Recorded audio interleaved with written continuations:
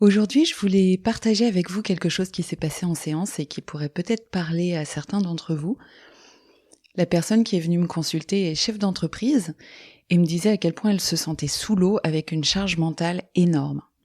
Elle me disait avoir l'impression d'être au pied d'une montagne, d'avoir à la gravir jusqu'au sommet en ne sachant pas comment s'y prendre et en étant épuisée rien que d'y penser.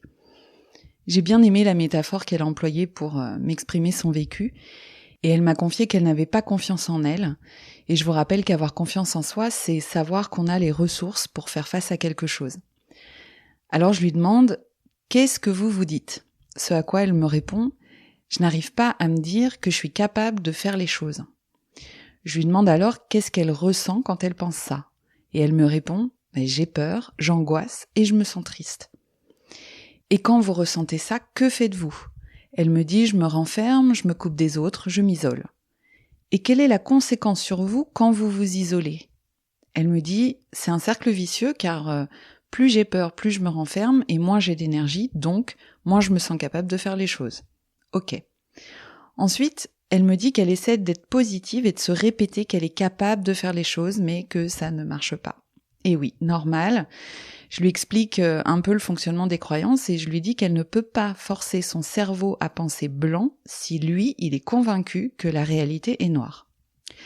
Je lui propose de tester par elle-même et de se dire « Je suis capable de faire les choses pour voir ce qu'elle ressent. » Et elle me dit « Ça coince, ça me referme. » Ok, donc ça, c'est pas la bonne phrase.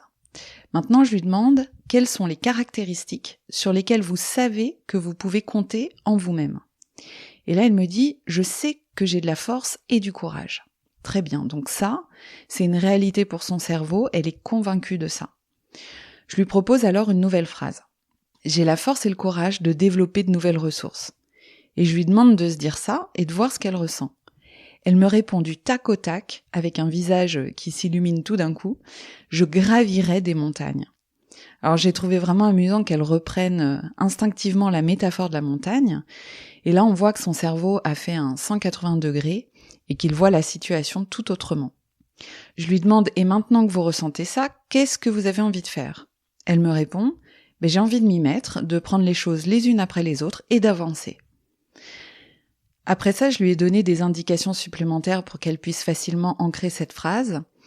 Et en fait, le défi de cette femme, c'est de se confronter aux défis qu'elle a à relever pour développer ses ressources et ainsi augmenter sa confiance en elle.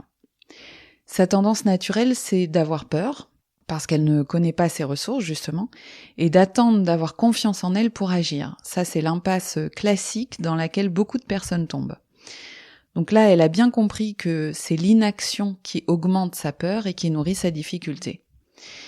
Et puis je vous exposais cet exemple aussi pour vous montrer à quel point la pensée positive peut être totalement inefficace si vous en restez à quelque chose de mental et que vous ne vérifiez pas si cette pensée vous procure de l'élan, de la joie ou de l'ouverture. Donc comment vérifier si une pensée vous convient ? C'est par le ressenti que vous éprouvez en vous la disant. Voilà, venez me dire en commentaire si vous voulez que je traite de sujets en particulier. Posez-moi des questions, j'y répondrai avec plaisir. À bientôt.